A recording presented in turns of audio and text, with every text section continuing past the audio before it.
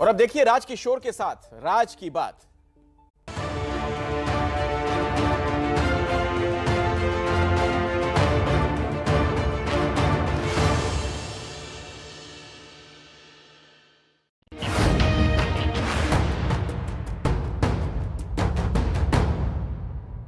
नमस्कार, राज की बात लेकर हाजिर हूं मैं राज किशोर। और राज की बात में आज बात करेंगे दीपोत्सव के पर्व के बाद कैसे अब सियासी खुमारी के लिए पूरा देश हो चुका है तैयार और देश के सबसे बड़े सूबे उत्तर प्रदेश में एक बहुत दिलचस्प घटनाक्रम चल रहा है।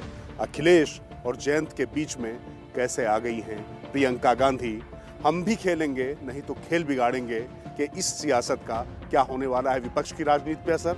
साथ ही बात होगी कैसे कांग्रेस के एक और महापुरुष को उत्तराखंड से बीजेपी ले उड़ने को है तैयार। और बात होगी हिंदी बेल्ट में कैसे बीजेपी के सामने आ रही है लोकल और वोकल के बीच में जो एक खाई खड़ी हो गई है, उस पर करेंगे बात।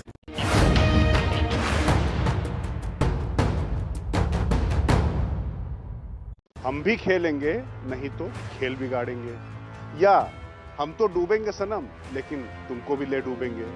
ये जो दो कहावतें हैं उत्तर प्रदेश में विपक्ष की जो पूरी सक्रियता या बीजेपी के खिलाफ पूरी मुहिम है, इन दो कहावतों की भेंट चढ़ती नजर आ रही है। और एक तीसरी और कहावत है कि चौबे जी छब्बे बनने गए थे और दूबे बनकर लौटे। तो आपको बता दें, वहां पर तो बात हो रही थी प्रियंका और अखिलेश की, और यहां पर बात हो रही जयंत चौधरी की।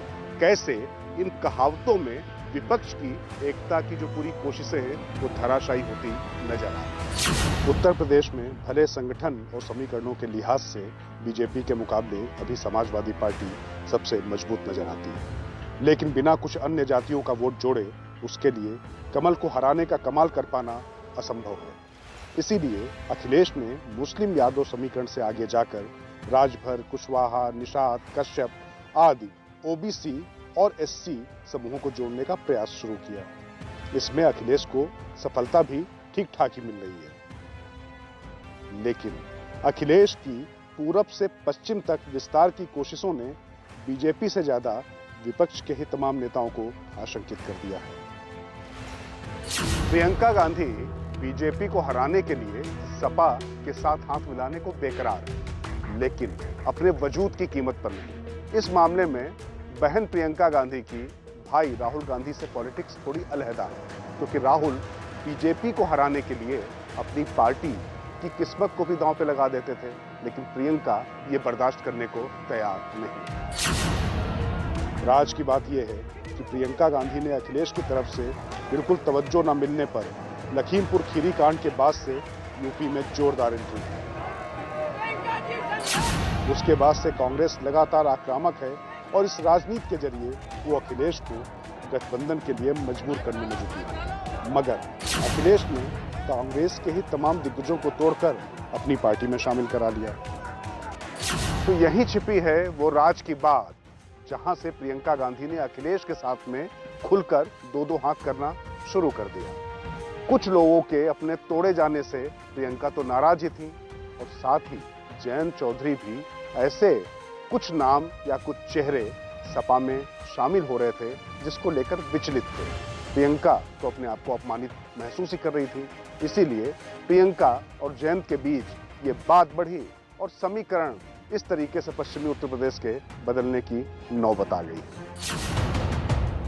राज की बात यह है कि पश्चिमी उत्तर प्रदेश में कांग्रेस के सबसे बड़े नेता हरेंद्र मलिक और उनके बेटे पंकज मलिक के सपा के खेमे में जाने से प्रियंका गांधी और जयंत चौधरी दोनों ही खासे नाराज हैं। हरेंद्र और पंकज को कांग्रेस ने तो खैर रोकने की कोशिश की ही, लेकिन रालोद की तरफ से तो उन्हें धमकाया तक गया कि उनके प्रभाव वाली सीटें सपा के लिए नहीं छोड़ी जाएंगी। मतलब जयंत चाहते थे कि मलिक पिता पुत्र रालोद में आए और जाट वोटों पर पूरी तरीके से अखिलेश पर दबाव बनाकर ज्यादा से ज्यादा सीटें ली जाए।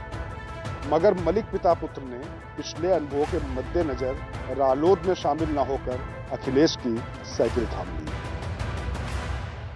इसी बीच रालोद अध्यक्ष जयंत चौधरी के बीजेपी के शीर्ष नेता अमित शाह से भी मुलाकात की खबरें आई। इस मुद्दे पर अखिलेश यादव ने जयंत चौधरी से बात भी की। जयंत की सफाई या जो उनके तर्क थे उसके बाद बात आई गई होगी। लेकिन राज की बात यह है कि जयंत चौधरी को जिस तरीके का रिस्पांस फिलहाल पश्चिमी उत्तर प्रदेश में मिल रहा है और भीड़ उनकी जनसभाओं में उमड़ रही है, इससे उनकी महत्वाकांक्षाएं काफी बढ़ गई। राज की बात यह है कि जयंत 52 सीटें चाहते हैं और उन्होंने अखिलेश को ऑफर दिया है कि वे 1 दर्जन सपा के कोटे के प्रत्याशी अपनी पार्टी के निशान हैंडपंप से लड़ा देंगे, मगर अखिलेश 30-32 से आगे जाने को तैयार नहीं थे। राज की बात यह है कि ये सब बातें मध्यस्थों के जरिए ही हुई। अभी अखिलेश ने अपनी तरफ से कोई बात नहीं की। इसी बीच पिछले रविवार लखनऊ में ऐसा घटनाक्रम घटा जिससे सपा अध्यक्ष बहुत नाराज हो गए। जयंत चौधरी लखनऊ अपना घोषणा पत्र जारी करने गए थे।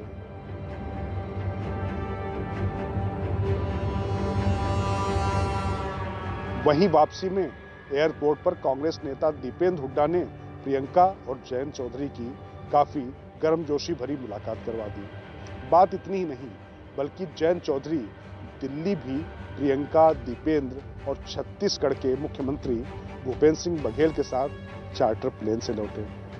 ये फोटो कांग्रेस ने सोची समझी रणनीति की तरफ से जारी की, लेकिन अखिलेश दबाव में आने के बजाय और चिढ़ गए।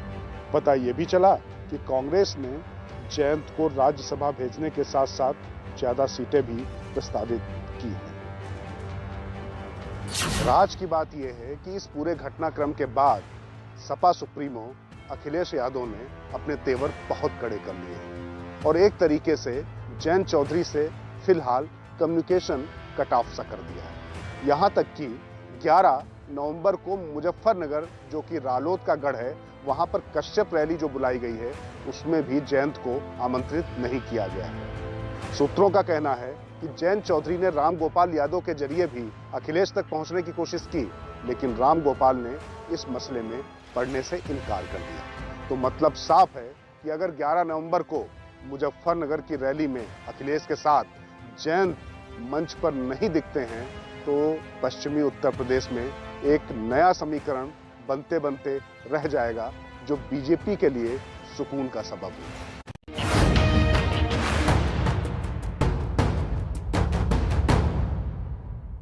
समय कभी एक जैसा नहीं रहता, कभी सख्त, कभी नरम, कभी अच्छा तो कभी बुरा।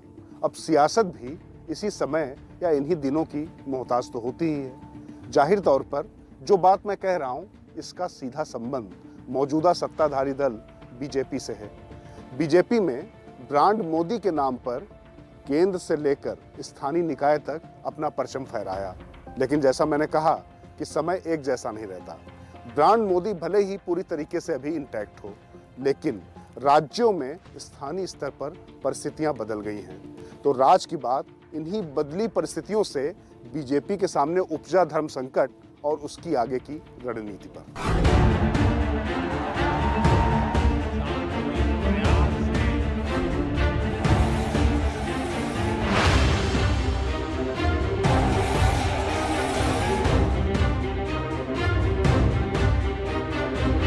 उत्तर प्रदेश से चूंकि प्रधानमंत्री मोदी खुद ही सांसद हैं, पहले 2014, फिर 2017 के विधानसभा चुनाव और फिर 2019 के लोकसभा चुनाव में बीजेपी यहां मोदी के नाम पर चुनाव जीती। काशी से सांसद मोदी के पीएम रहते ही अयोध्या में राम मंदिर भी बन रहा है।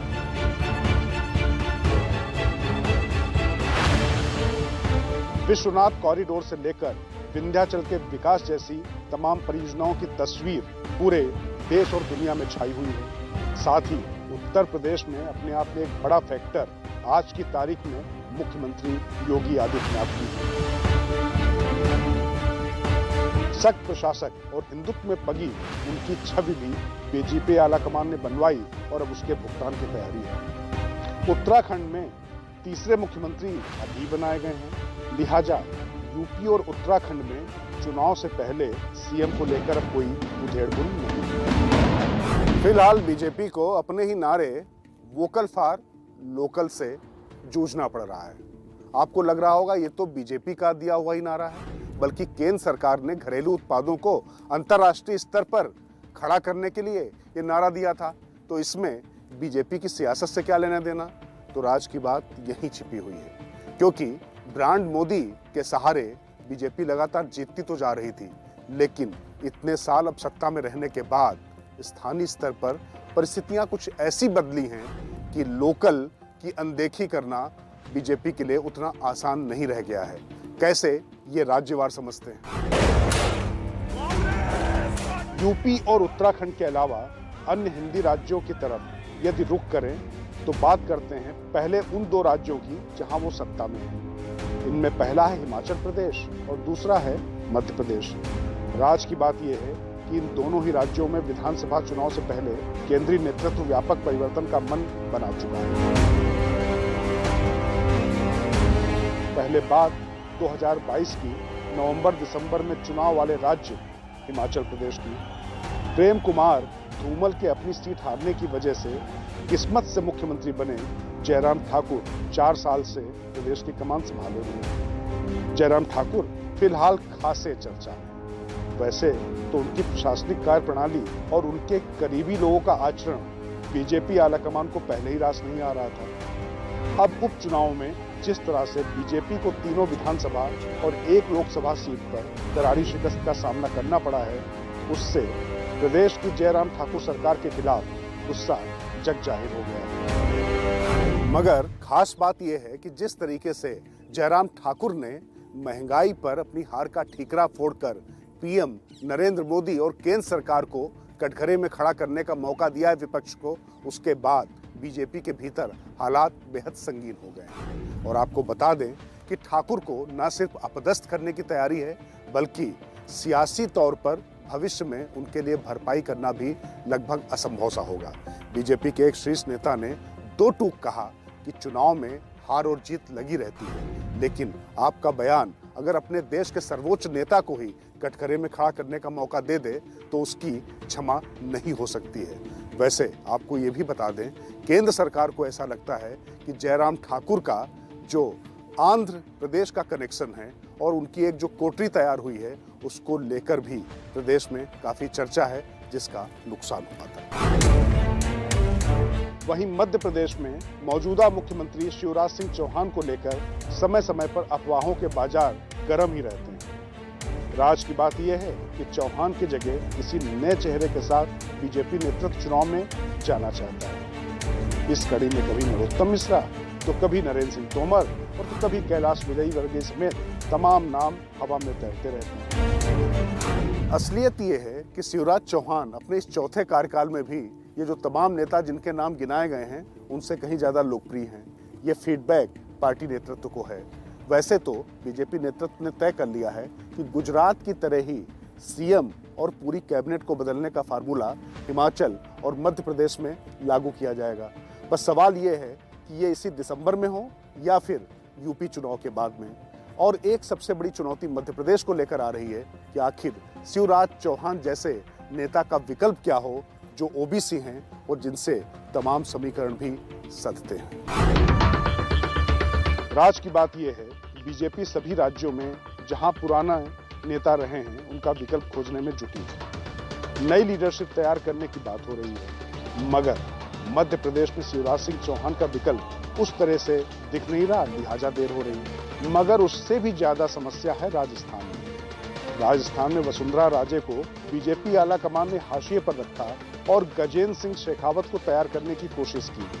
उसके साथ ही तमाम पॉकेट में कई नेताओं को खड़ा करने की कोशिश की गई है, लेकिन बात बन नहीं पा रही। राज की बात यह है कि बीजेपी नेतृत्व को यह बात भली भांति समझ में आ चुकी है कि राजस्थान में महारानी वसुंधरा राजे के बगैर उनकी राह आसान नहीं होगी, क्योंकि अशोक गहलोत और सचिन पायलट के बीच में जिस तरीके की अदावत है, उसके बाद भी उपचुनाव में बीजेपी कुछ कमाल नहीं कर सकी और चुनाव में धराशायी रही। इसके पीछे कारण ये बताया गया, महारानी ने अपने आप को सिकोड़ कर रख लिया है। मतलब वसुंधरा के बगैर बीजेपी के लिए राजस्थान में परचम फहराना अभी भी असंभव सा लग रहा है, क्योंकि गजेंद्र सिंह शेखावत जैसे नेता जिनको आगे बढ़ाया गया था, वो जोधपुर से आगे बढ़ ही नहीं सके हैं। और अभी वसुंधरा एकमात्र ऐसी नेता हैं जो राजस्थान में अपने करिश्मे के चलते लोगों के बीच में ठसक के साथ जा पाती हैं। तो कहने का मतलब ये है कि चुटकियां बजाते ही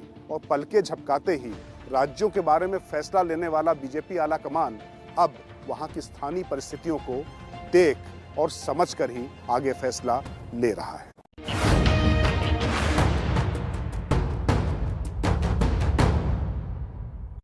देवभूमि का ये इतिहास तो बीजेपी बदलने में नाकाम रही कि उसका एक मुख्यमंत्री ही कार्यकाल पूरा कर पाए, लेकिन जो दूसरा इतिहास है कि एक बार कांग्रेस एक बार बीजेपी, उसे बदलने के लिए बीजेपी ने जी जान से कोशिशें शुरू कर दी हैं और इस कड़ी में कांग्रेस के एक शीर्ष नेता का नाम ले उड़ने की तैयारी है।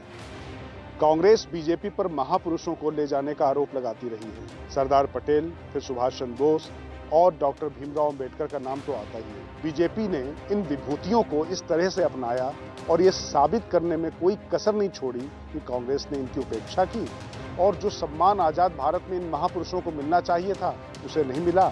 अब बीजेपी उस काम को पूरा कर रही है। बीजेपी के नेताओं के पास कोई भी ऐसा बड़ा नाम नहीं है जिसको वो आगे बढ़ा सकें। कांग्रेस के लोगों पर वो अपना ठप्पा लगाकर आगे बढ़ते हैं। इस तरीके के आरोप कांग्रेस की तरफ से आप जल्दी ही लगाते हुए देख सकते हैं। कारण कि उत्तराखंड में शिखर पुरुष माने जाने वाले नारायण दत्त तिवारी, जो कि कांग्रेस के भी सर्वोच्च नेता थे और उस प्रदेश के पहले मुख्यमंत्री, उनको भी बीजेपी ने इनकैश करने की तैयारी परोक्ष रूप से शुरू कर दी है।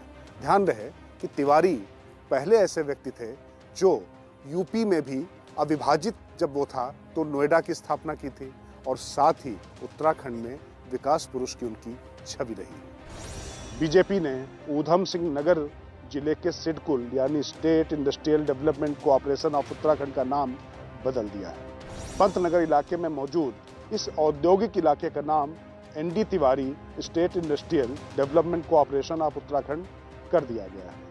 राज की बात यह है कि इसके पीछे सोच केंद्र यानी दिल्ली की है। तिवारी को ही उत्तराखंड में हरिद्वार और ऊधम सिंह नगर में औद्योगिक अवस्थापना कराने का श्रेय जाता है। वैसे यूपी में भी नोएडा, जो आज देश के सबसे बड़े राज्य की आमदनी का सबसे बड़ा जरिया है, उसकी स्थापना भी नारायण दत्त तिवारी ने ही। खास बात यह है कि नारायण दत्त तिवारी की जो छवि विकास वाली है वो तो है ही, लेकिन यहाँ एक और बात बेहद दिलचस्प है। कांग्रेस के भीतर अगर एनडी तिवारी के सबसे धुर विरोधी रहे हैं तो वो हरीश रावत रहे हैं और इस समय हरीश रावत ही कांग्रेस के चुनाव की कमान संभाले हुए हैं और अगले मुख्यमंत्री के तौर पर अगर कांग्रेस की सरकार आती है तो उन्हें देखा जा रहा है। उनके सामने तिवारी का अक्ष खड़ा कर बीजेपी चुनाव में एक नया रंग भरे दे रही है।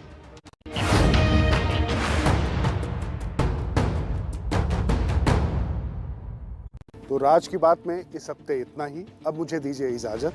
अगले हफ्ते रविवार रात 8 बजे फिर होगी आपसे मुलाकात। तब तक देखते रहिए एबीपी न्यूज़, आपको रखे आगे।